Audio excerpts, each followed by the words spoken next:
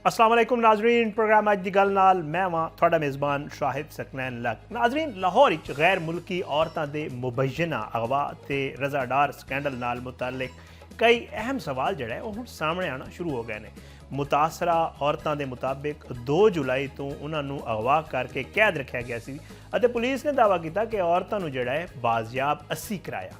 ये वही केस है जिहदे विच नायब वज़ीर आज़म दे रिश्तेदार रज़ा डार दा नाम भी सामने आ रहा है तो यह मामला हुण सियासी रंग भी अख्तियार कर चुका है। पहले सैनेटर फैसल वार्डा ने कहा कि साग डार साहब नूं इस्तीफा देना चाहिए तो हुण तो बाकायदा तौर पर जिहड़ा है वो पाकिस्तान तहरीक इंसाफ ने भी जिहड़ा है मुतालबा कर दिता है कि जिहड़ा है वो इन्हां नूं इस्तीफा देना चाहिए और केस की मुकम्मल तफ्तीश गैर जानबदारी नाल होनी चाहिए है। अहम गल यह है कि रज़ा डार इस वेले भी अपने जिस्मानी रिमांड उत्ते पुलिस की तहवील च ने। इस दौरान पुलिस के किरदार ते तहकीकात के तरीकाकार उत्ते भी कई सवाल जिहड़ा है वो सामने आ रहे हैं। ये दोवां गैर मुल्की जिहड़े औरतां इन्हां विचों जिहड़ा एक दा ताल्लुक तुहानूं पता है पोलैंड नाल सी और दूजे दे एक और मुल्क नाल सी और FIR के मुताबिक औरतां ने इल्ज़ाम लाया कि रज़ा डार समेत होर कुछ नौजवानों ने उन्हां नूं ज़बरदस्ती कैद विच रखिया, जिस्मानी तशद्दुद ते ज़्यादती का निशाना बनाया तो रिहाई के बदले उन्होंने अहले खाना तो $15 लाख के करीब जो है वो रकम भी मंगी। हुण ये दोवां औरतां जो है वो मैडिकल टेस्ट तो उसके बाद जो है दफ़ा 164 के तहत मजिस्ट्रेट के सामने बयान रिकॉर्ड करा के ते वापस अपने मुल्कों में रवाना हो चुके हैं। इस तो बाद पुलिस के आला अफसरां ने एक मीडिया नूं ब्रीफिंग भी दी जिहड़ी तुसीं वेखी जिहदे विच फैसल कामरान साहब भी मौजूद सन और मीडिया के बड़े सख्त सवालों के उन्होंने जवाब दिते। ये अलावा तुहानूं पता है कि जी वज़ीर आला पंजाब ताईं जिहड़ा है ये मामला बड़ा सीरीयसली वेखिया जा रहा है और उन्होंने भी जिहड़ा है कहा सी कि जी इन्हां औरतां नूं सब तो पहला बाजियाब कराया जाए। ये खबरां जिहड़ा है सामने आए सन और उन्होंने वापस महफूज तरीके नाल अपने मुल्क भेजिया जाए। जे औरतां दे दफ़ा 164 वाले बयानां वेखिया जाए इन्हां बयानां नूं ते जिहड़ा पुलिस ने दावा किया सी कि असीं इन्हां औरतां नूं बाजियाब कराए वो उहदे बरअक्स है और ये गल सामने आई है कि जी ऐसा मामला नहीं सी। उन्हां औरतां दे गड्डी नाल एक्सीडेंट होया सी, उस गड्डी दा जिहदे विचों जा रही सन और रुकी और उसके बाद जिहड़ा वो दुकान ते गई और उत्थों नकाल की और सारा मामला तुसीं सुन चुके हो। बहरहाल कई होर सवाल भी ये जिहड़ा वो खड़े हो गए हैं।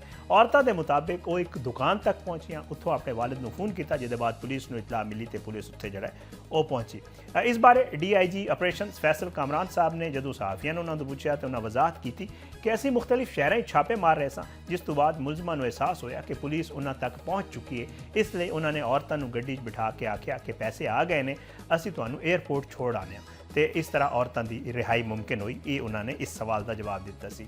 सहाफिया ने SHO की कार्रवाई तुसीं सुनी होएगी कि जज साहब के घर पहुँच गए, उस हवाले नाल भी सवाल किया कि ये सब कुछ आला हुकाम के हुक्म ते होया सी। जवाब विच DIG साहब ने कहा कि औरतां दे बैरूने मुल्क वापस जाण तो पहला उन्होंने दफ़ा 164 के बयान रिकॉर्ड करना बड़ा जरूरी सी।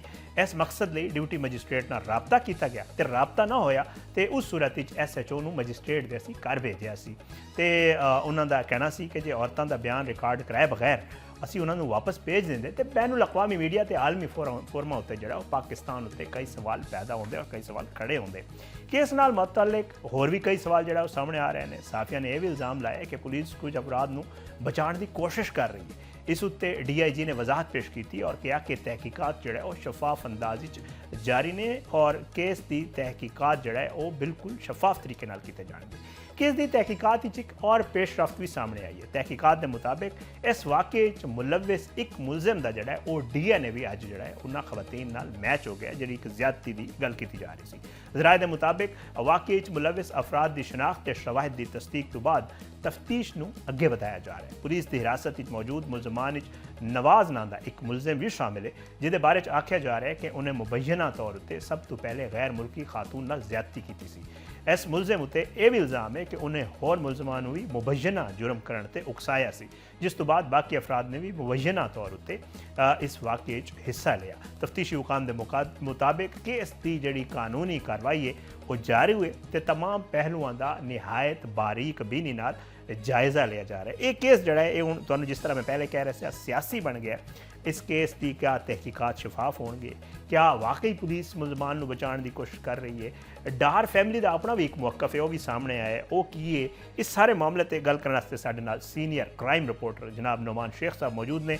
उन्होंने नाल गल करते हैं। नुमान शेख साहब सब तो पहला तो ये दस दो कि पुलिस कह रही है ਕਿ ਜੀ ਇਹਨਾਂ ਔਰਤਾਂ ਨੂੰ ਅਸੀਂ ਬਾਜ਼ਿਆਬ ਕਰਾਏ। ਜਿਹੜਾ ਖਵਾਤੀਨ ਦਾ 164 ਦਾ ਬਿਆਨ ਸਾਹਮਣੇ ਆਇਆ ਉਹਦੇ ਵਿੱਚ ਇਹ ਹੈ ਕਿ ਜੀ ਉਹ ਸਾਡੀ ਗੱਡੀ ਲੱਗੀ, ਅਸੀਂ ਉੱਥੋਂ ਨੱਸ ਕੇ ਆਈਆਂ, ਦੁਕਾਨ 'ਚ ਗਈਆਂ, ਉੱਥੋਂ ਫੋਨ ਕੀਤਾ ਤੇ ਉਹਦੇ ਬਾਅਦ ਪੁਲਿਸ ਆਈ। ਹਕੀਕਤ ਹੈ ਕੀ? ਦੇਖੋ ਸ਼ਾਇਦ ਇਹਦੇ ਵਾਸਤੇ ਨਾ ਥੋੜਾ ਜਿਹਾ ਇਸ ਕਹਾਣੀ ਦੇ ਬੈਕਗਰਾਉਂਡ 'ਚ ਜਾਣਾ ਪਏਗਾ। ਇਹ ਬੇਸਿਕਲੀ ਕਹਾਣੀ ਸ਼ੁਰੂ ਹੁੰਦੀ ਹੈ ਜਾ ਕੇ ਪਿਛਲੇ ਸਾਲ ਸਤੰਬਰ ਤੋਂ, ਜਦੋਂ ਇਹ ਕੁੜੀਆਂ ਦੀ ਮੁਲਾਕਾਤ ਰਜ਼ਾ ਡਾਰ ਨਾਲ ਸਿੰਗਾਪੁਰ 'ਚ ਹੁੰਦੀ ਹੈ ਤੇ ਰਜ਼ਾ ਡਾਰ ਨੂੰ ਇਹ ਦੱਸਦੀਆਂ ਨੇ ਕਿ ਅਸੀਂ ਕ੍ਰਿਪਟੋ ਕਰੰਸੀ ਦਾ ਕੰਮ ਕਰਨੇ ਆ, ਉਹਦੇ ਵਿੱਚ ਤੁਸੀਂ ਅਗਰ ਪੈਸੇ ਸਰਮਾਇਆਕਾਰੀ ਕਰੋਗੇ ਤੇ ਤੁਹਾਨੂੰ ਤਕਰੀਬਨ 30% ਮਿਲੇਗਾ, ਜਿਸ ਦੇ 10% ਸਾਡਾ ਹੋਏਗਾ ਤੇ 20% ਤੁਹਾਨੂੰ ਪ੍ਰੋਫਿਟ ਮਿਲੇਗਾ। ਉਹਦੇ ਤੇ ਰਜ਼ਾ ਡਾਰ ਇਹਨਾਂ ਨਾਲ ਕੋਈ ਆਪਣਾ $1 ਲੱਖ ਦੀ ਪਹਿਲੇ ਇਨਵੈਸਟਮੈਂਟ ਕਰਦਾ ਹੈ, 2 ਮਹੀਨੇ ਇਹਨਾਂ ਨੂੰ $40,000 ਮਿਲਦਾ ਹੈ। ਉਹਦੇ ਬਾਅਦ ਜਦੋਂ 4 ਲੱਖ ਮਜ਼ੀਦ ਇਨਵੈਸਟ ਕਰਦੇ ਨੇ ਤੇ ਡਾਲਰ ਜਿਹੜੇ ਨੇ ਉਹ ਆਉਣਾ ਬੰਦ ਹੋ ਜਾਂਦੇ ਨੇ, ਕੁੜੀਆਂ ਨਾਲ ਰਾਬਤਾ ਘਟ ਜਾਂਦਾ। ਉਹਦੇ ਬਾਅਦ ਇਹ ਕਹਿੰਦੇ ਨੇ ਕਿ ਕੁੜੀਆਂ ਨੇ ਇਹਨਾਂ ਨੂੰ ਇਹ ਝਾਂਸਾ ਦਿੱਤਾ ਕਿ ਅਗਰ ਤੁਸੀਂ ਜ਼ਿਆਦਾ ਇਨਵੈਸਟਮੈਂਟ ਕਰੋਗੇ ਤੇ ਅੱਗੇ ਚੱਲ ਕੇ ਮਾਮਲਾ ਠੀਕ ਹੋ ਜਾਣਗੇ ਤੇ ਅਸੀਂ ਜ਼ਿਆਦਾ ਜਿਹੜਾ ਪੈਸੇ ਆਣੇ ਸ਼ੁਰੂ ਹੋ ਜਾਣਗੇ। ਉਹਦੇ 'ਚ ਇਹ ਆਪਣੇ ਵੱਲੋਂ ਪਲਾਨ ਬਣਾਉਂਦੇ ਨੇ, ਜਿਸ ਤਰ੍ਹਾਂ ਸਾਡੇ ਪਿੰਡੇ ਥਾਵਾਂ 'ਚ ਹੁੰਦਾ ਹੈ ਕਿ ਬੰਦਾ ਲਿਆ ਕੇ ਬੰਨ ਲਓ ਤੇ ਉਹਦੇ ਕੋਲੋਂ ਪੈਸੇ ਲੈ ਲਾਂਗੇ। ਇਹ ਪਲਾਨ ਬਣਾਉਂਦੇ ਨੇ ਕੁੜੀਆਂ ਨੂੰ ਕਿਸੇ ਤਰ੍ਹਾਂ ਪਾਕਿਸਤਾਨ ਬੁਲਾਇਆ ਜਾਏ। ਇਹ ਉਹਨਾਂ ਨੂੰ ਕਹਿੰਦੇ ਨੇ ਕਿ ਅਸੀਂ ਇੱਕ ਵੱਡਾ ਸਰਮਾਇਆਕਾਰ ਬਿਜ਼ਨਸਮੈਨ ਜਿਹੜਾ ਉਹ ਤਿਆਰ ਕੀਤਾ ਹੈ, ਤੁਸੀਂ ਪਾਕਿਸਤਾਨ ਆਓ, ਤੁਹਾਡਾ ਆਉਣਾ ਜ਼ਰੂਰੀ ਹੈ ਤੇ $25 ਲੱਖ ਦੀ ਜਿਹੜੀ ਸਰਮਾਇਆਕਾਰੀ ਹੋ ਜਾਏਗੀ ਜੀ। ਉਹ ਕੁੜੀਆਂ 26 ਤਾਰੀਖ ਨੂੰ ਪਾਕਿਸਤਾਨ ਆ ਜਾਂਦੀਆਂ ਨੇ। ਪਾਕਿਸਤਾਨ ਆਉਣ ਤੋਂ ਬਾਅਦ ਉਹ ਇਹਨਾਂ ਨਾਲ ਇੱਕ ਵੱਡੇ ਹੋਟਲ 'ਚ ਇਸਲਾਮਾਬਾਦ ਦੇ ਠਹਿਰਦੀਆਂ ਨੇ, ਇੱਧਰ ਉੱਧਰ ਇਹਨਾਂ ਨਾਲ ਖਾਣੇ ਖਾਂਦੀਆਂ ਨੇ, ਸੈਰਾਂ ਕਰਦੀਆਂ ਨੇ। ਇਹ ਇੱਕ ਹਸਨ ਨਾਂ ਦਾ ਮੁੰਡਾ ਵੀ ਉਹਨਾਂ ਨੂੰ ਮਿਲਵਾ ਦਿੰਦੇ ਨੇ ਕਿ ਇਹ ਇਨਵੈਸਟਰ ਹੈਗਾ ਜਿਹਨੇ ਪੈਸੇ ਜਿਹੜੇ ਨੇ ਉਹ ਸਰਮਾਇਆਕਾਰੀ ਕਰਨੀ ਹੈ। ਉਹਦੇ ਬਾਅਦ ਲੇਕਿਨ ਉਹ ਕੁੜੀਆਂ ਆਪਣੇ ਵਾਲਦ ਕਾਰਲਸ ਨਾਲ ਰਾਬਤੇ 'ਚ ਰਹਿੰਦੀਆਂ ਨੇ, ਉਹਨਾਂ ਨੂੰ ਇੱਕ ਤਸਵੀਰ ਭੇਜਦੀਆਂ ਨੇ, ਇੱਕ ਆਪਣੀ ਤਸਵੀਰਾਂ ਭੇਜਦੀਆਂ ਨੇ ਕਿ ਅਸੀਂ ਇਹਨਾਂ ਨੂੰ ਮਿਲ ਰਹੇ ਹਾਂ, ਇਹਨਾਂ ਨੂੰ ਨਹੀਂ ਮਿਲ ਰਹੇ। ਉਹਦੇ ਬਾਅਦ ਇਹਨਾਂ ਦੀ ਫਲਾਈਟ ਜਦੋਂ ਵਾਪਸੀ ਲਾਹੌਰ ਦੀ ਹੁੰਦੀ ਤੇ ਇੱਕ ਦਿਨ ਪਹਿਲੇ ਤਕਰੀਬਨ ਕੋਈ 29 ਤਾਰੀਖ ਨੂੰ ਜਿਹੜਾ ਉਹ ਲਾਹੌਰ ਆ ਜਾਂਦੀਆਂ ਨੇ।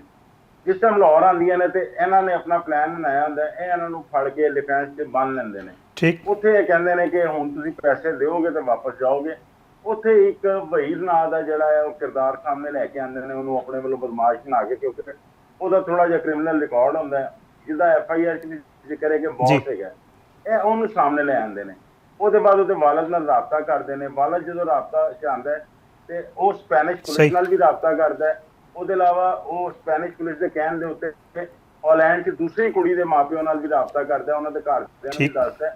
ਹਾਲੈਂਡ ਐਮਬੈਸੀ ਜਿਹੜੀ ਹੈ ਉਹ ਐਕਟਿਵ ਹੋ ਜਾਂਦੀ ਹੈ ਤੇ ਸਪੈਨਿਸ਼ ਐਮਬੈਸੀ ਕਹਿੰਦੀ ਕਿਉਂਕਿ ਇਹ ਕੁੜੀ ਵੈਨਜ਼ੂਏਲਾ ਦੀ ਹੈਗੀ ਹੈ, ਸਾਡੀ ਸ਼ਹਿਰੀਅਤ ਨਹੀਂ ਹੈਗੀ ਇਹਦੀ ਤੇ ਅਸੀਂ ਉਸ ਤਰ੍ਹਾਂ ਇਹਨੂੰ ਪ੍ਰੋਟੋਕੋਲ ਨਹੀਂ ਦੇ ਸਕਦੇ, ਲੇਕਿਨ ਤੁਸੀਂ ਪਾਕਿਸਤਾਨ ਦੀ ਜਿਹੜੀ ਪੁਲਿਸ ਦੀ ਹੈਗੀ ਹੈ ਉਹਨੂੰ ਇਤਲਾਹ ਦਿਓ। ਉੱਥੋਂ ਇਹਦੇ ਵਾਲਦ ਕਾਰਲਸ ਜਿਹੜੇ ਨੇ 15 ਤੇ ਕਾਲ ਕਰਦੇ ਨੇ। ਉੱਥੋਂ ਜਿਹੜਾ ਪੁਲਿਸ ਇਹਨਾਂ ਨੂੰ ਟਰੈਕ ਕਰਨਾ ਸ਼ੁਰੂ ਕਰਦੀ ਹੈ। ਗੱਡੀ ਦੀ ਤਸਵੀਰਾਂ ਆ ਜਾਂਦੀਆਂ ਨੇ, ਉਹਨੂੰ ਟਰੇਸ ਕਰਦੀ ਹੈ। ਟਰੇਸ ਕਰਦੇ ਕਰਦੇ ਮਲਕੀਅਤ ਦੇ ਉੱਤੇ ਗੱਡੀ ਦੀ ਇਹ ਪਹੁੰਚਦੇ ਨੇ ਸ਼ਾਦਰਾ ਦੇ ਵਿੱਚ। ਉੱਥੋਂ ਪਤਾ ਚੱਲਦਾ ਕਿ ਗੱਡੀ ਰਜ਼ਾ ਡਾਰ ਦੀ ਮਲਕੀਅਤ ਹੈ, ਲੇਕਿਨ ਉਹ ਕਹਿੰਦੇ ਨੇ ਇੱਥੋਂ ਡਿਫੈਂਸ ਚਲੇ ਗਏ ਨੇ। ਉੱਥੋਂ ਕੁੜੀਆਂ ਜਿਹੜੀਆਂ ਨੇ ਉਹ ਡਿਫੈਂਸ ਹੀ ਮੌਜੂਦ ਹੁੰਦੀਆਂ ਨੇ। ਇਹ ਪੁਲਿਸ ਡਿਫੈਂਸ ਪਹੁੰਚਦੀ ਉਸ ਪਤੇ ਦੇ ਉੱਤੇ ਤੇ ਪਤਾ ਚੱਲਦਾ ਕਿ ਇੱਥੇ ਕਿਰਾਏਦਾਰ ਸੀ, ਇੱਥੋਂ ਉਹ ਚਲੇ ਗਏ ਨੇ। ਲੇਕਿਨ ਉੱਥੇ ਉਹ ਦੱਸਦੇ ਨੇ ਕਿ ਇਹ ਵੱਡੀ ਸ਼ਖਸੀਅਤ ਜਿਹੜੀ ਸਿਆਸੀ ਉਹਨਾਂ ਦਾ ਰਿਸ਼ਤੇਦਾਰ ਹੈ। ਉੱਥੋਂ ਜਿਹੜਾ ਪੁਲਿਸ ਫਿਰ ਥੋੜਾ ਜਿਹਾ ਘਬਰਾ ਜਾਂਦੀ ਹੈ ਤੇ ਵਜ਼ੀਰ ਆਲਾ ਪੰਜਾਬ ਨੂੰ ਜਿਹੜਾ ਉਹ ਦੱਸਿਆ ਜਾਂਦਾ ਤੇ ਮਰੀਮ ਨਵਾਜ਼ ਸਾਹਿਬਾ ਕਹਿੰਦੀਆਂ ਨੇ ਕਿ ਪਹਿਲੇ ਤੁਸੀਂ ਕੁੜੀਆਂ ਨੂੰ ਬਾਜ਼ਿਆਬ ਕਰਾਓ, ਉਹਦੇ ਬਾਅਦ ਦੇਖਾਂਗੇ ਕਿ ਕੌਣ ਮੁਲਜ਼ਮ ਹੈ, ਕੌਣ ਕੀ ਹੈਗਾ। ਉੱਥੋਂ ਪੁਲਿਸ ਹੁਸ਼ਿਆਰ ਹੋ ਜਾਂਦੀ ਹੈ।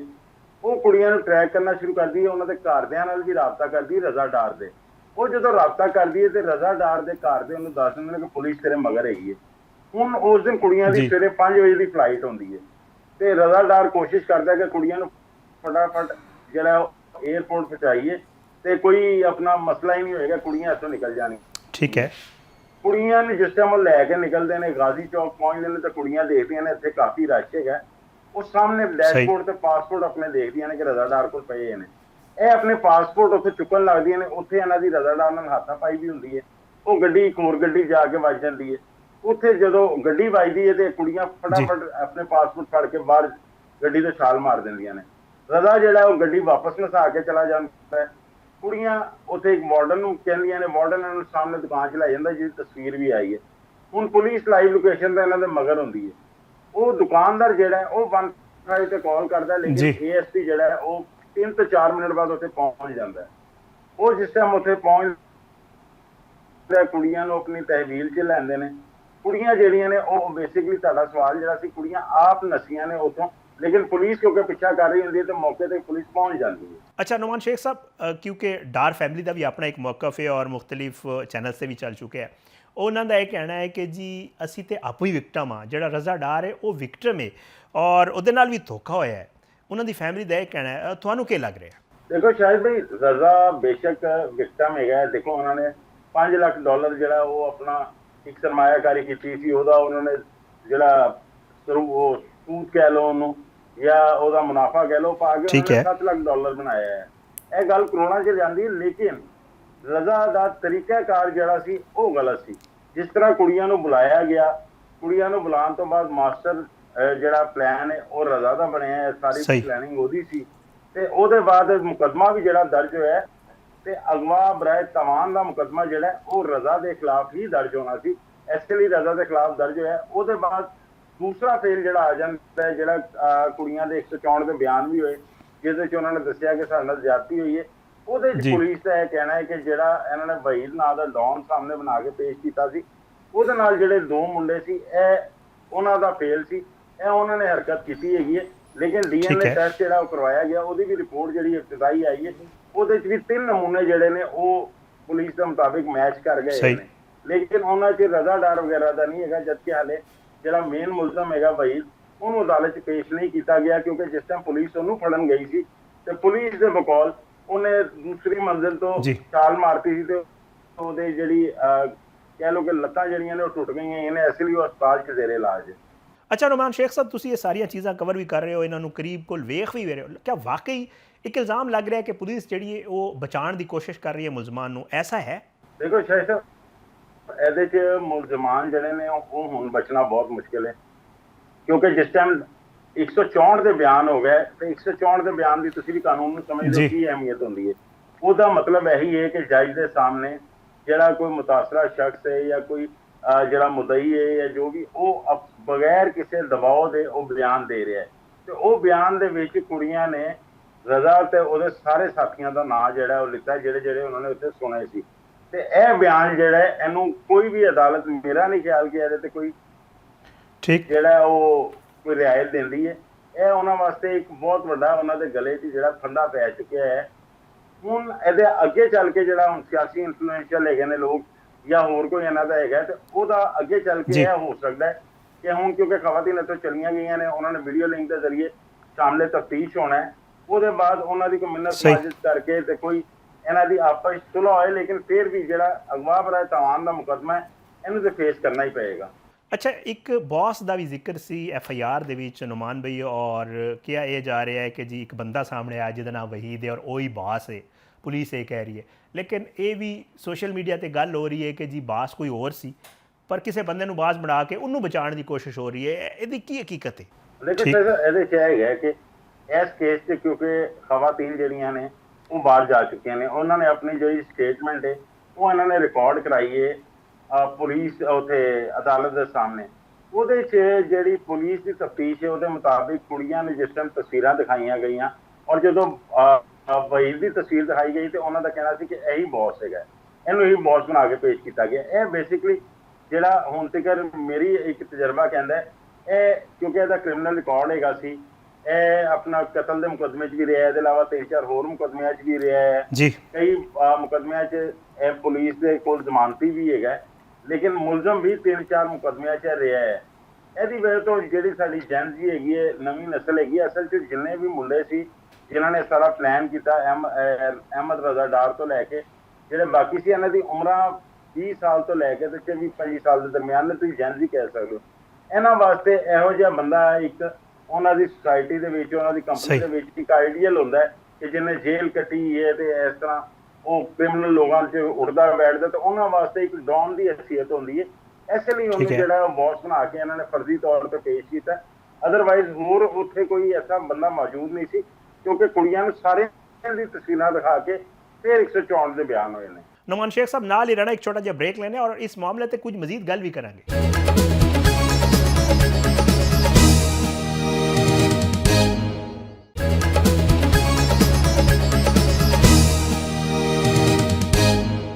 Welcome back Nazreen. ਸਾਡੇ ਨਾਲ ਸੀਨੀਅਰ ਸਹਾਫੀ ਕ੍ਰਾਈਮ ਰਿਪੋਰਟਰ ਨੁਮਾਨ ਸ਼ੇਖ ਸਾਹਿਬ ਮੌਜੂਦ ਨੇ ਔਰ ਅਸੀਂ ਗੱਲ ਕਰ ਰਹੇ ਹਾਂ ਗੈਰ ਮੁਲਕੀ ਜਿਹੜੇ ਖਵਾਤੀਨ ਅਗਵਾ ਹੋਏ ਸਨ ਔਰ ਉਹਦੇ ਬਾਅਦ ਜਿਹੜਾ ਇੱਕ ਕੇਸ ਜਿਹੜਾ ਕਿ ਮੀਡੀਆ ਸੋਸ਼ਲ ਮੀਡੀਆ ਤੇ ਬਹੁਤ ਹੀ ਜਿਹੜਾ ਹੈ ਉਹ ਸਾਹਮਣੇ ਆ ਰਿਹਾ ਹੈ, ਉਹਦੇ ਉੱਤੇ ਗੱਲਬਾਤ ਹੋ ਰਹੀ ਹੈ, ਉਹਦੀ ਅਸੀਂ ਗੱਲ ਕਰ ਰਹੇ ਹਾਂ। ਨੁਮਾਨ ਭਾਈ ਇਹ ਦੱਸੋ ਕਿ ਜਿਸ ਤਰ੍ਹਾਂ ਅਸੀਂ ਗੱਲ ਕਰ ਰਹੇ ਸਾਂ ਕਿ ਮਾਮਲਾ ਜਿਹੜਾ ਹੁਣ ਸਿਆਸੀ ਹੋ ਗਿਆ ਹੈ, ਇਹਦੇ ਵਿੱਚ ਸਿਆਸਤਦਾਨ ਵੀ ਸਾਹਮਣੇ ਆ ਗਏ ਨੇ, ਜਿਹੜੇ ਪੋਲੀਟੀਕਲ ਪਾਰਟੀਜ਼ ਨੇ ਉਹ ਵੀ ਇਹਦੇ ਉੱਤੇ ਗੱਲਬਾਤ ਕਰ ਰਹੇ ਨੇ ਤੇ ਪੁਲਿਸ ਜਿਹੜਾ ਹੈ ਉਹ ਇਹ ਕਹਿ ਰਹੀ ਹੈ ਕਿ ਜੀ ਅਸੀਂ ਇਹਦੀ ਤਹਿਕੀਕ ਤਫਤੀਸ਼ ਜਿਹੜੀ ਹੈ ਉਹ ਬੜੀ ਸ਼ਫਾਫ ਤਰੀਕੇ ਨਾਲ ਕਰਾਂਗੇ।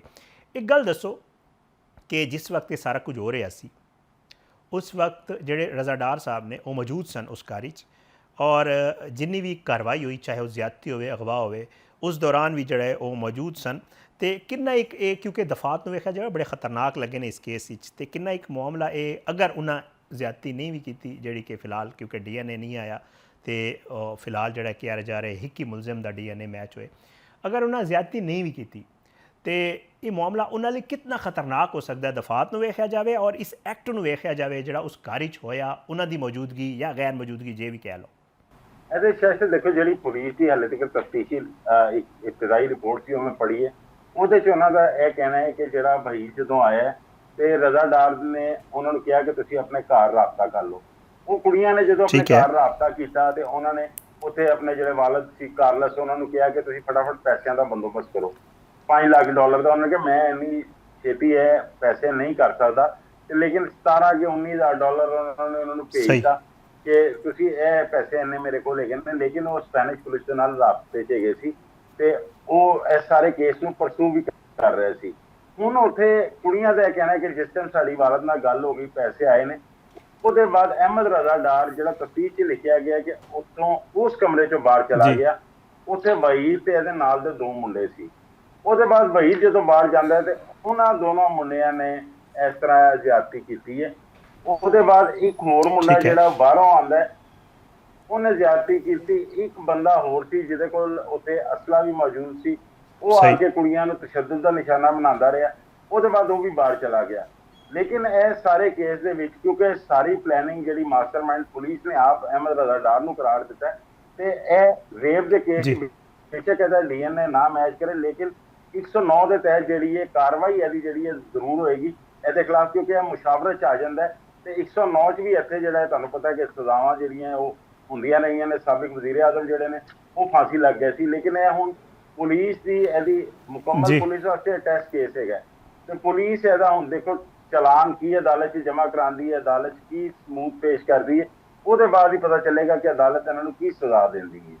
ਨੁਮਾਨ ਭਾਈ ਬੜਾ ਆਮ ਫਹਿਮ ਸਵਾਲ ਤੁਸੀਂ ਵੀ ਸੁਣਿਆ ਹੋਏਗਾ, ਲੋਕ ਕਹਿੰਦੇ ਨੇ ਜੀ ਆਮ ਬੰਦਾ ਕੋਈ ਕਾਰਵਾਈ ਕਰਦਾ ਇਸ ਤਰ੍ਹਾਂ ਦੀ ਕਿਉਂਕਿ ਇਹ ਰੇਪ ਦਾ ਕੇਸ ਹੈ ਔਰ ਗੈਂਗ ਰੇਪ ਦਾ ਕੇਸ ਹੈ ਤੇ ਉਹਦੇ ਤੇ ਨੇਫੇ 'ਚ ਵੀ ਪਿਸਟਲ ਚੱਲ ਜਾਂਦਾ, ਕਦੇ ਹਾਫ ਫਰਾਈ ਹੋ ਜਾਂਦਾ, ਕਦੇ ਫੁੱਲ ਫਰਾਈ ਹੋ ਜਾਂਦਾ। ਮਾਮਲਾ CCD ਨੂੰ ਨਹੀਂ ਦਿੱਤਾ ਜਾ ਰਿਹਾ, ਵਜ੍ਹਾ ਕੀ ਨਜ਼ਰ ਆ ਰਹੀ ਹੈ ਤੁਹਾਨੂੰ?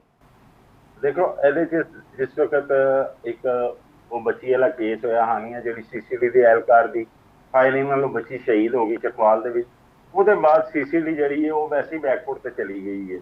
CCD ਦੇ ਉਸ ਤਰ੍ਹਾਂ ਸਾਨੂੰ ਪੁਲਿਸ ਮੁਕਾਬਲੇ ਜਾਂ ਉਸ ਤਰ੍ਹਾਂ ਸਾਥੀ ਛੁਡਾਣੇ ਕਾਫੀ ਅਰਸੇ ਤੋਂ ਨਜ਼ਰ ਨਹੀਂ ਆ ਰਹੇ ਕਿ ਸਾਥੀ ਛੁਡਾਉਣ ਆਏ ਨੇ, ਉਹ ਸਾਥੀ ਵੀ ਗਾਇਬ ਹੋ ਗਏ ਨੇ।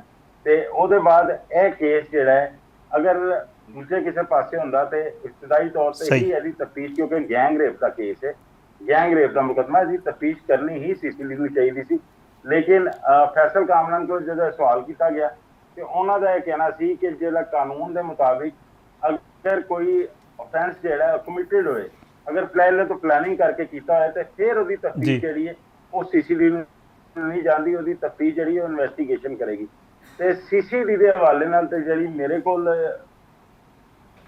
ਇਤਲਾਤ ਨੇ ਜ਼ਰਾਏ ਦੇ ਮੁਤਾਬਿਕ ਜਿਹੜਾ ਸਿਆਸੀ ਇਨਫਲੂਐਂਸ ਹੈ ਉਹ ਸਿਰਫ ਇਸ ਟਾਈਮ ਐਸੇ ਚੀਜ਼ ਤੇ ਹੈਗਾ ਕਿ ਇਹਨਾਂ ਨੂੰ ਜਿਹੜੀ ਵੀ ਸਜ਼ਾ ਮਿਲਣੀ ਉਹ ਅਦਾਲਤ ਤੋਂ ਮਿਲੇ, CCD ਨੂੰ ਇਹਨਾਂ ਦੇ ਹਵਾਲੇ ਨਾ ਕੀਤਾ ਜਾਏ।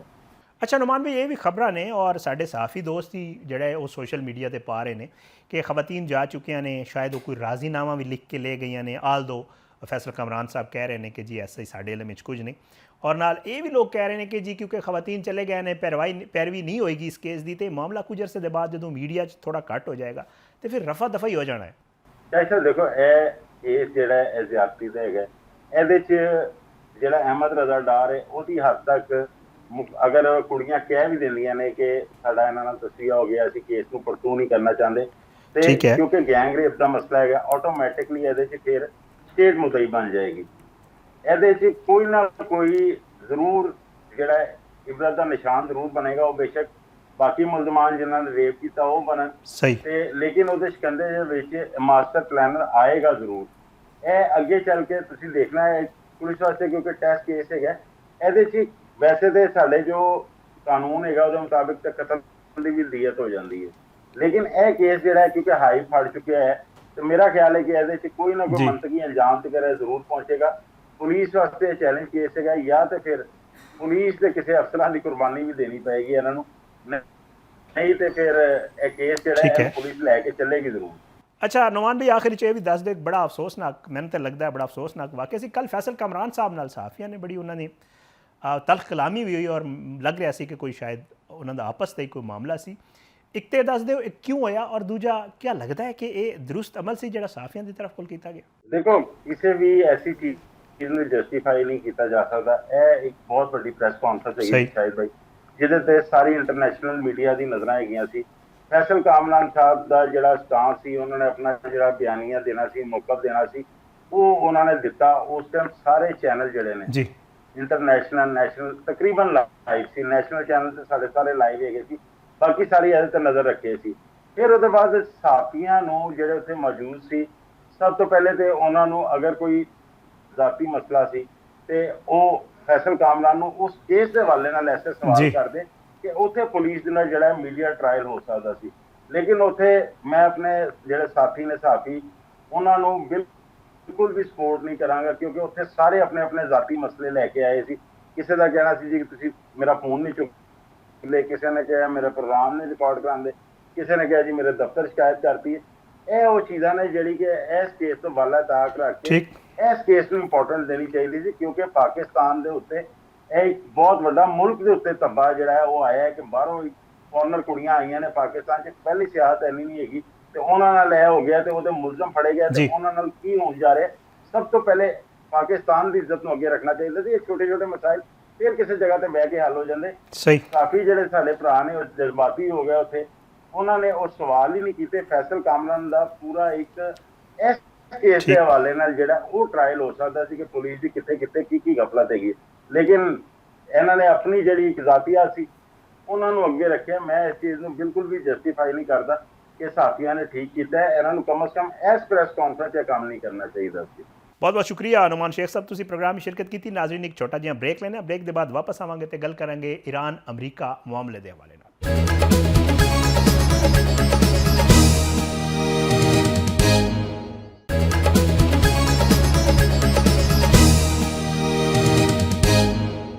Welcome back Nazreen. ਈਰਾਨ ਦੇ ਸ਼ਹੀਦ ਸੁਪਰੀਮ ਲੀਡਰ ਆਇਤੁੱਲਾ ਖਾਮਨਈ ਤੇ ਉਹਨਾਂ ਦੇ ਅਹਿਲੇ ਖਾਨਾ ਦੀ ਤਹਿਰਾਨ ਵਿੱਚ ਅਦਾ ਕੀਤੀ ਗਈ ਨਮਾਜ਼ ਜਨਾਜ਼ਾ ਤੋਂ ਬਾਅਦ ਉਹਨਾਂ ਦਾ ਜਸਦ ਖਾਕੀ ਜਿਹੜਾ ਹੈ ਉਹ ਅਗਲੇ ਸਫ਼ਰ ਲਈ ਕੁਮ ਰਵਾਨਾ ਕਰ ਦਿੱਤਾ ਗਿਆ। ਈਰਾਨੀ ਹੁਕਾਮ ਦੇ ਮੁਤਾਬਿਕ ਸਾਬਿਕ ਰਹਿਬਰ ਆਲਾ ਦੇ ਜਸਦ ਖਾਕੀ ਨੂੰ ਈਰਾਨ ਦੇ ਸ਼ਹਿਰ ਕੁਮ ਤੋਂ ਬਾਅਦ ਹਮਸਾਇਆ ਮੁਲਕ ਇਰਾਕ ਦੇ ਮੁਕੱਦਸ ਸ਼ਹਿਰਾਂ ਨਜਫ ਤੇ ਕਰਬਲਾ ਵੀ ਲੈ ਜਾਇਆ ਜਾਏਗਾ, ਜਿੱਥੇ ਲੱਖਾਂ ਲੋਕ ਉਹਨਾਂ ਦਾ ਆਖਰੀ ਦੀਦਾਰ ਕਰਨਗੇ।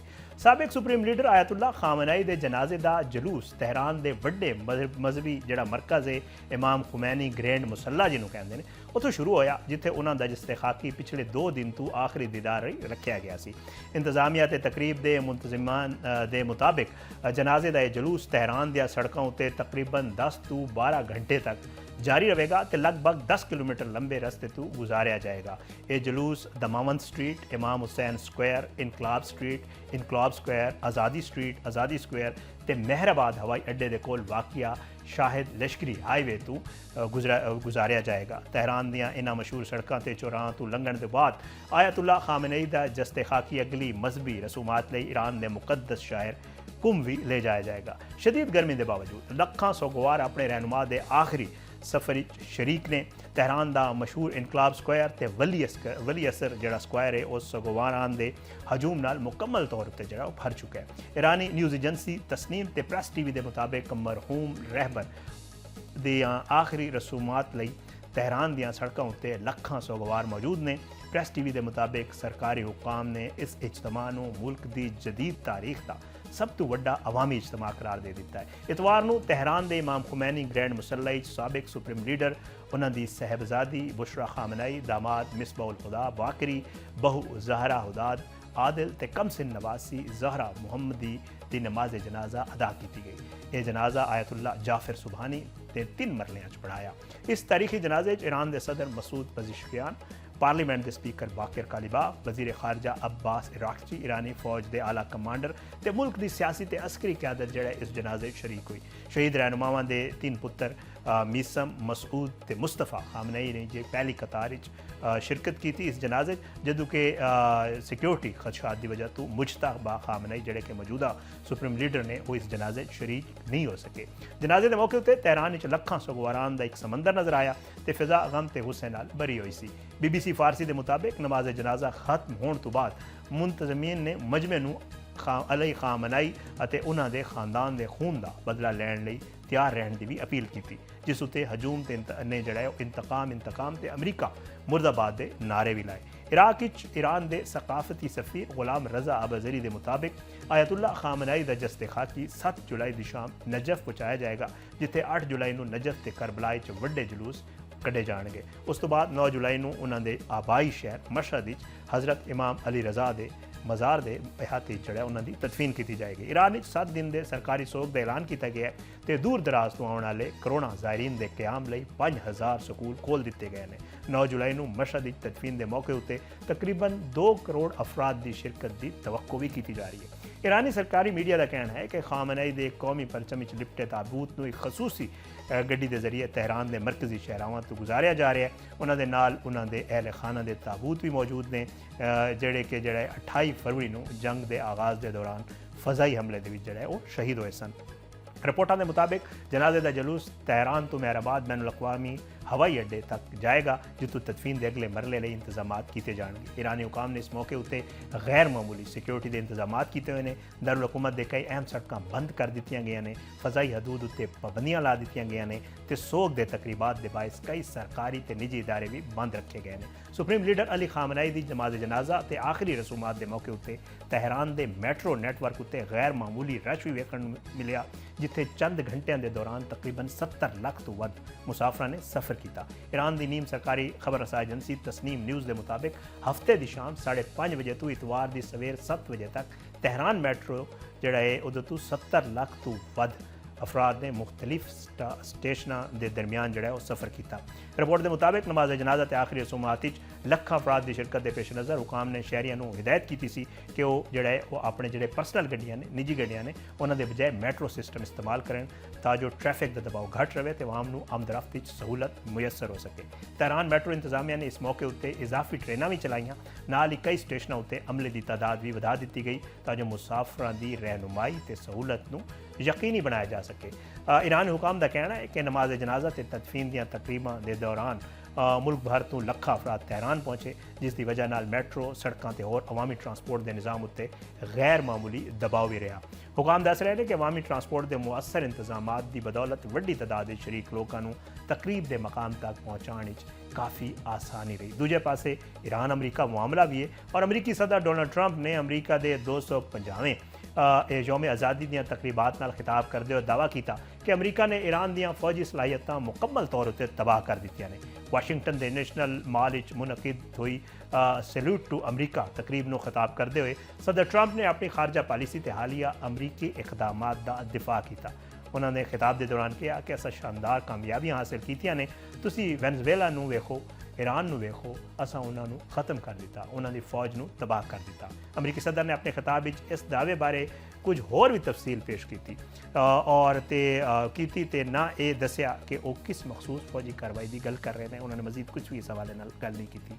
ट्रंप का बयान उस वेले सामने आया जो मशरक वस्ता की सूरत हाल ईरान बारे अमरीकी पॉलिसी ते खित्ते की सिक्योरिटी नाल मुतल्लिक मामलात आलमी तवज्जो का मरकज़ बनाए हैं। सियासी मुबसरीन के मुताबिक अमरीका के सदर के इस बयान को अंदरूनी सियासत, कौमी सलामती, खारजा पॉलिसी के तनाजुर वेख्या जा रहा है, जदों कि ईरान वालों इस दावे उत्ते फौरी तौर पर कोई सरकारी रद्द-ए-अमल सामने नहीं आया क्योंकि वो जनाजे मसरूफ ने। माहिरीन का कहना है कि इस तरह के बयान खिते जारी सफारती ते सियासी कशीदगी उत्ते असरअंदाज हो सकते हैं, इसलिए उन्होंने अमली ते अस्करी हैसियत का तयन सिर्फ सरकारी शवायद के बाद ही सामने आने वाली मालूमात की रोशनी हो सकता है। ईरान ने अपना हुरमज़ गैर मुल्की मौजूदगी फौज की मौजूदगी उत्ते सख्त तशवीश का इजहार किया है और खबरदार किया है कि ये जड़ा हसास आबी गुजरगाह है किसी भी बैरूनी ताकत के फौजी मुजाहरे की जगह नहीं बन सकती। ईरान के नायब वज़ीर खारजा बराए कानूनी ते बैनुल अक़वामी अमूर काज़िम गरीब आबादी ने सोशल मीडिया प्लेटफॉर्म उत्ते जारी अपने बयान आख्या कि अपना हुरमज़ की सलामती की जिम्मेदारी सिर्फ ईरान ते ओमान उत्ते आयद होंदी है, इसलिए किसी भी बैरूनी फौजी नकलो हरकत नूं जड़ा असी काबिल कबूल नहीं समझांगे। उन्होंने कहना सी कि ईरान इस अहम आबी बजरगाह का जिम्मेदार ते सलामती का जामिन मुल्क है, इस करके खिते किसी भी किस्म की गैर जरूरी फौजी सरगर्मी तो गुरेज किया जाना चाहिए। ईरानी बयान उस वेले सामने आया जो बरतानिया के सबकदोश होने वाले वज़ीर आज़म कीयर स्टारमर ते फ्रांस के सदर एमनल मैक्रोन ने एक मुश्तरका बयान अपना हुरमज़ नूं आलमी मीशत लिए नहायत अहम समंदरी रस्ता करार देंदे आख्या सी कि सारे मुल्कों के जहाज़ों की महफूज आमदरफ्त यकीनी बनाना आलमी बरादरी की मुश्तरका जिम्मेदारी है। दोवां रहनुमावां ने यह भी आख्या सी कि ओमान बरतानिया ते फ्रांस के नाल मिल के अपनी इलाकाई समंदरी हदूद विच महफूज जहाजरानी यकीनी बनाने लई तावन करेगा ते ज़रूरत पई तो बरतानिया ते फ्रांस कसीरुल कौमी फौजी मिशन के जरिए भी बहरी आमदरफ्त के तहफ़ुज़ लई जड़ा है वो तैयार ने। दूजे पासे ईरानी खबर रसा एजेंसी फारिस के मुताबिक ताज़ा बहरी मालूमात तो पता लगे कि ओमान के साहिल के नेड़े अपना हुरमज़ अबूर करने की कोशिश करने वाले 8 तिजारती जहाज़ वापस मोड़ दिए गए हैं। बैनुल अक़वामी मीडिया रिपोर्ट्स के मुताबिक बाज़ ऑयल टैंकर्स ते मालबरदार जहाज़ अपना हुरमज़ के दाखिली मकाम तक पहुँचने तो बाद अचानक वापस मुड़ गए, जदों कि कुछ जहाज़ों ने ईरानी हुकाम दी हिदायतों के मुताबिक अपना बहरी रस्ता तब्दील किया। ईरान ने फरवरी के आखिर अमरीका ते इसराइल दी मुश्तरका कार्रवाइयां तो बाद अपना हुरमज़ इसराइल या अमरीका नाल मुंसलिक बहरी जहाज़ों की नकलो हरमत उत्ते सख्त जड़ा नकलो हरकत जी सी उहदे पाबंदियां लाए सन और जिस तो बाद इस आलमी आबी बंदरगाह गुजरगाह सूरत हाल उत्ते जड़ा पूरी दुनिया के नज़रां जड़ा वो मरकूज सन और माहिरीन के मुताबिक अपना हुरमज़ दुनिया की तेल ते गैस की तरसील के सब तो अहम रस्ते ये शामिल है, इसलिए उत्थे पैदा होने वाली किसी भी कशीदगी के आलमी तवानाई दी मंडियां ते मईशत उत्ते फौरी असरात जड़ा है वो पै सकते हैं। ईरान की पार्लीमेंट के स्पीकर मोहम्मद बाकिर कालिबाफ ने आख्या कि लबनान विच पायदार अमन ईरान के इलाकाई किरदार नूं नज़रअंदाज करके मुमकिन नहीं। उन्होंने कहना सी कि खिते च इस्तकाम लई ईरान का किरदार बुनियादी अहमियत रखता है और ईरानी मीडिया दस रहा है कि मोहम्मद बाकिर कालिबाफ ने यह गल तहरान के हिजबुल्ला के सीनियर रहनुमा मोहम्मद फिनिश नाल मुलाकात के दौरान की। मोहम्मद फिनिश के हवाले नाल दस्या जा रहा है कि साबिक सुप्रीम लीडर अली खामनाई दी आखिरी रसूमात शिरकत लई तहरान पहुंचे सन। मुलाकात के दौरान दोवां रहनुमावां ने लबनान की मौजूदा सियासी ते सिक्योरिटी सूरत हाल ते खिते की ताज़ा पेशरफ्त के उत्ते जड़ा है ईरान ते लबनान के तल्लुकात उत्ते तफसीली तबादला ख्याल किया। बाकिर कालिबाफ ने कहा कि ईरान हमेशा खिते च इस्तेहकाम अमन ते मुजामती कुव्वतां दी हिमायत के मौकफ उत्ते कायम रहे तो लबनान विच पायदार अमन कायम करने लई ईरान के किरदार नूं नज़रअंदाज नहीं किया जा सकता। ईरानी मीडिया के मुताबिक कालिबाफ ने यह भी दावा किया कि ईरान ते अमरीका के दरमियान होने वाले मुफाहमती यादाश्त तो पहला मुज़ाकरात लबनान की सूरत हाल भी अहम मौजू शामिल रही। उन्होंने जोर दिता कि खिते के मसाइल का हल सिर्फ मुज़ाकरात इलाकाई ताउन ते बाहमी एहतराम के जरिए मुमकिन है, जदों कि लबनान के इस्तेहकाम नूं पूरे मशरक वस्ता के अमन नाल जोड़ के वेखा जाना चाहिए। कालिबाफ का यह बयान उस वेले सामने आए जदों ईरान अमरीका लबनान ते इसराइल नाल मुतल्लिक सफारती सरगर्मियां तेज़ी नाल जारी ने ते खिते के मुस्तकबिल के सियासी ते सिक्योरिटी इंतजामात बारे मुख्तलिफ सतह उत्ते मुशावरत जारी है। दूजे पासे ईरान की तरफों बड़े सख्त बयान आ रहे हैं। ईरान के सबक नायब सदर ते सुप्रीम लीडर के मुशीर मुहम्मद मुखबर ने आख्या कि शहीद सुप्रीम लीडर के कातलों तो इंतकाम लिया जाएगा तो उन्होंने अंजाम तभी मौत की सूरत नहीं होएगा। ईरानी सरकारी मीडिया को दिए गए बयान उन्होंने कहना सी कि यह तस्वर भी नहीं किया जा सकता कि शहीद सुप्रीम लीडर के कातिल इस दुनिया उत्ते महफूज ते जिंदा सलामत रहन। उन्होंने कहना सी कि आयतुल्ला अली खामनाई की शहादत का बदला जरूर लिया जाएगा तो इस मामले में किसी भी सूरत नज़रअंदाज नहीं किया जाएगा। मोहम्मद मुखबर ने अपने बयान सख्त मौक़िफ़ अख्तियार किया कि इस वाक़े के जिम्मेदार अनासर को अंजाम तक पहुँचाया जाएगा तो उन्होंने सज़ा तो कोई भी नहीं बचा सकता। उन्होंने कहा कि ईरान अपनी क्यादत ते रियासती सालमियत के खिलाफ होने वाले किसी भी इकदाम उत्ते खामोश नहीं रहेगा तो इसका मुनासिब जवाब दिता जाएगा। इस तो पहले ईरानी army chief major general Amir Hatami ने भी अपने बयान इस मौक़िफ़ की तईद करते हुए कहा कि शहीद सुप्रीम लीडर के कत्ल मुलविस अनासर का ताक़ुब किया जाएगा और दुनिया के किसी भी कोने क्यों न लुक जान अपने कीते की सज़ा जरूर भुगतणगे। उन्होंने कहना सी कि जड़ा शहीद सुप्रीम लीडर ने मुल्क विच इज्जत खुद मुख्तारी ते कौमी वकार का जिहड़ा रस्ता मुतयन किया सी, मुसल्ला अफवाज उस मिशन उत्ते पूरी साबितकदमी नाल गामजन ने ते दुश्मन की हर साजिश नूं नाकाम बनाया जाएगा। ब्रेक लेने एक छोटा जिहा और ब्रेक के बाद वापस आवांगे तो कुछ मजीद मामलात ते गल करांगे।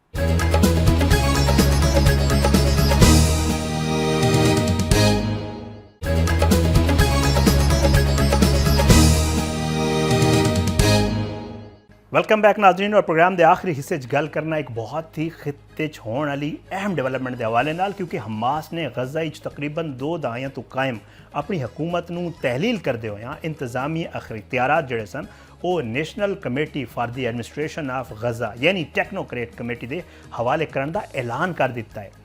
तंजीम का यह कहना है कि यदा मकसद इकतदार की पुरअमन मुंतकिली नूं यकीनी बनाना ते इसराइल नूं जारीयत जारी रखने लई दरकार जिहड़े जवाज़ ने उन्होंने ख़त्म करना है।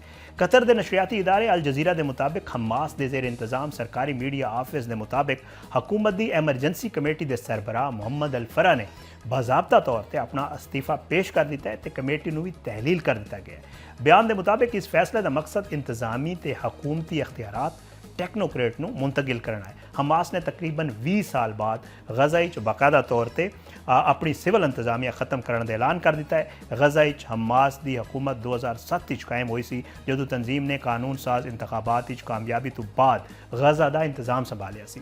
पिछले साल अक्तूबर विच हमास ते इसराइल के दरमियान अमरीकी सालसी विच हुई जंग बंदी तो बाद हमास कई बारी ये इशारा दे चुकी सी कि वो रोज़मर्रा के हुकूमती मामलात तो हटण लई तैयार है। National committee for the administration of Gaza वो बोर्ड ऑफ पीस के तहत जड़ा कायम की गई सी, जड़ा कि अमरीकी सदर डोनाल्ड ट्रंप ने अक्तूबर 2025 जड़ा हमास ते इसराइल के दरमियान जंगबंदी कराने तो बाद तश्कील दिता सी। इस कमेटी की सरबराही फ़लस्तीनी रहनुमा अली शाह कर रहे हैं। हमास के तर्जमान हाजिम कासिम ने कहा है कि तंजीम ने गज़ा की हुक्मरानी तो दस्तबरदार होने का फैसला इसलिए किया है ताकि इसराइल को अपनी जारीयत जारी रखने का कोई होर बहाना ना मिल सके। उन्होंने कहा कि हमास को उम्मीद है कि टेक्नोक्रेट कमेटी जल्द अपनी जिम्मेदारियां संभाल लेगी तो तंजीम हुकूमती अख्तियारात इस कमेटी के हवाले करन ते इस दी कामयाबी लई हर मुमकिन तावन करने लई तैयार है। दूजी तरफ इस्माइल सवाबता ने अल जजीरा नाल गुफ्तगू वाजे किया कि जदों तक टेक्नोक्रेट कमेटी के अरकान बाकायदा तौर पर गज़ा विच दाखिल होकर चार्ज नहीं संभाल लेंदे, उदों तक हमास की मौजूदा एमरजेंसी कमेटी आरजी तौर पर निगरान के तौर पर काम करती रहेगी ताकि इलाके विच अमन व अमान बरकरार रहे तो किसी भी किस्म का सिक्योरिटी खला पैदा ना हो। और तुहानूं पता है कि इस बारे विच पाकिस्तान का अपना एक मौकफ है और साड़ी हुकूमत का मौकफ है कि इस्लामाबाद वालों बोर्ड ऑफ पीस शामिल होने का मकसद गज़ा विच मुकम्मल जंगबंदी तामीर नौ ते इमदाद की फराहमी नूं यकीनी बनाना है। 19 फरवरी जुमेरात वाले दिन वज़ीर-ए-आज़म हाउस तो जारी एक एलामिया जारी होया सी, जिहदे विच यह कहा गया सी कि आलमी अमन के क्याम लई बोर्ड ऑफ पीस विच पाकिस्तान की रुकनीयत दे मुअस्सर किरदार पाकिस्तान की वधदी सफारती कामयाबियों की अक्कासी करता है। पाकिस्तान का यह भी कहना है कि उन्हें अक़वाम मुत्तहिदा सिक्योरिटी कौंसल की करारदाद के तहत अमरीकी सदर के गज़ा मनसूबे की हिमायत करते हुए इस बोर्ड की शमूलियत अख्तियार की है ताकि गज़ा विच जड़ा है मुस्तकिल जंगबंदी ते तामीर नौ के नाल नाल बैनुल अक़वामी कवानीन के तहत फ़लस्तीनी रियासत के क्याम नूं मुमकिन बनाया जा सके। अज के प्रोग्राम तो इतने, इजाज़त हो, इंशाअल्लाह अगले प्रोग्राम में ज़रूर मुलाकात होएगी। पाकिस्तान जिंदाबाद। अल्लाह हाफिज़।